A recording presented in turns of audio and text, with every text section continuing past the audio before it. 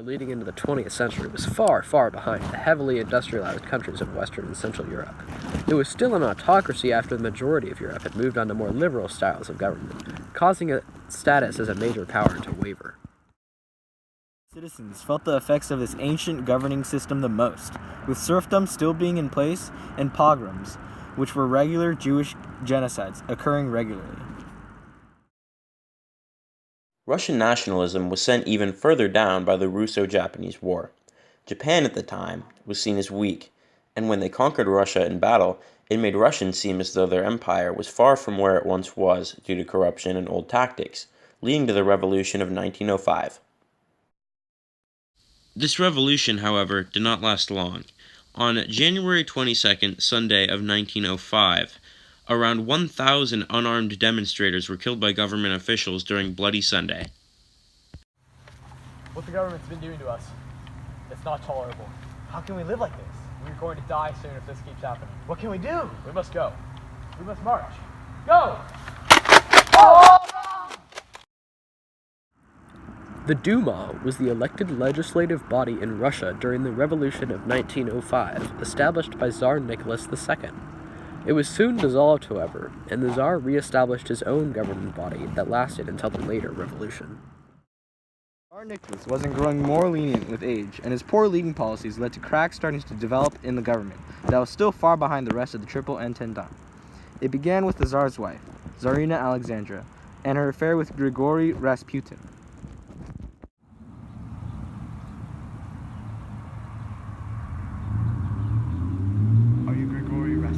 I am Grigory Rasputin. Can you save my son? I can. Thank you.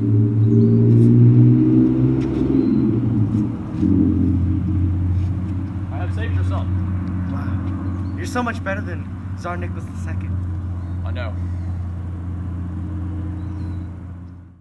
On December 30th, 1916, Rasputin was assassinated by a group of nobles who opposed his influence over the Tsarina. It's Grigory Rasputin. Target confirmed. The March 1917 revolution occurred in part due to Bloody Sunday, as well as the poor state of the Russian autocracy. The revolution, which was a march on Petrograd, ended in the abdication of Tsar Nicholas II and the instatement of a new provisional government under Alexander Kerensky, a Russian lawyer. May I please have some bread? No, we have no bread. What do you mean you have no bread? We have no bread. I'm trying to feed my own family and you're asking me for bread. I have no bread. But I need to feed my family. We have no bread. I need to feed my family. Hey! My children. Hey, calm it down. We have no bread. But I need bread. I'm starving. Sir, please. No, it's your fault. No, it's your fault. Get on the ground. Hey! Oh no! Oh! Alexander Kerensky's provisional government, however, only lasted 8 months, being toppled in the November 1917 revolution by Vladimir Lenin with his Bolsheviks behind him. His new nation was called Soviet Russia. I, Alexander Kerensky, have finally brought order to Russia under my provisional government. We cannot let him lead like this. Russia is dying. We need order. I, Vladimir Lenin, and you, my Bolshevik brothers, will bring order to chaotic Russia. Go! The Bolsheviks forever! Leon Trotsky could be called Vladimir Lenin's right-hand man. He was a Marxist revolutionary and politician who aided Lenin throughout his rule. Eventually, however, he posed a threat to Lenin, who promptly deported him and had him assassinated. I, Vladimir Lenin, established a new rule with my Bolsheviks under me. Will you, Leon Trotsky, aid me in my endeavor? Mr. Lenin, I will gladly aid you in your endeavor. I will work behind the scenes while you take up the face of the new order. Shortly after the coup d'etat that brought around the end of Alexander Kerensky's provisional government and the start of the Russian Civil War, Vladimir Lenin signed the Treaty of Brest-Litovsk, which ended Russia's participation in World War I. We're hungry, we're cold, we live in Russia, my people are all dying, this is horrible, we just had a revolution, we need to get out of this war right now. Okay. Alright. Sounds good. 2 months after the Treaty of Brest-Litovsk was signed, Nicholas II, the former Tsar, was executed along with his entire family. I am the greatest Tsar of Russia. The best. The greatest. Oh! The Russian Civil War began very shortly after the November 1917 revolution.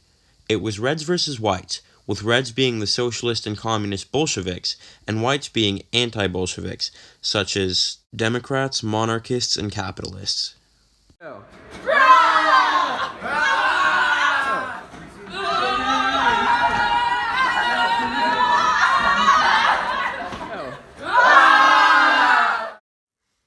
In order to achieve his full goals through the Russian Civil War, Vladimir Lenin utilized war communism. War communism was a system of economics that removed private businesses and made all property under the government. This was very successful, but led citizens to question their work ethic. Like many other totalitarian rulers, Russia also had a secret police, known as the Cheka. It instilled fear in Russian citizens. It also aided in establishing a total rule. In the end, the Reds, which were composed of the Bolsheviks and Soviets, prevailed, and Lenin established the Soviet Union, a government run on communism. He ruled for 2 years until he died of a stroke in 1924, passing the throne on to Stalin.